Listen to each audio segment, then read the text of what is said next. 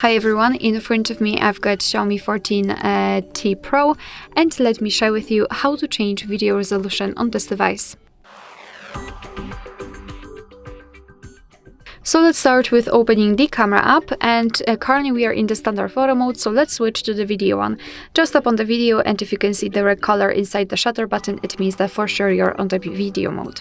Now we can change the resolution just by using those options right here. However, if you feel that it is not really comfortable because you have to tap on it, you can always open the options just by tapping on this arrow or sliding your finger from the top to the center and you can open the settings. Here we've got the resolution, which we can change right here. So let's tap on it, and as you can see in this device we've got 4 different options. So 720p, which is currently applied, 1080p, 4 and 8K.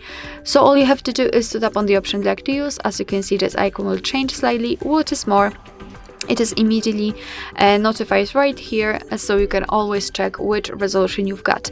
And from now on, your device will record the videos using the chosen resolution.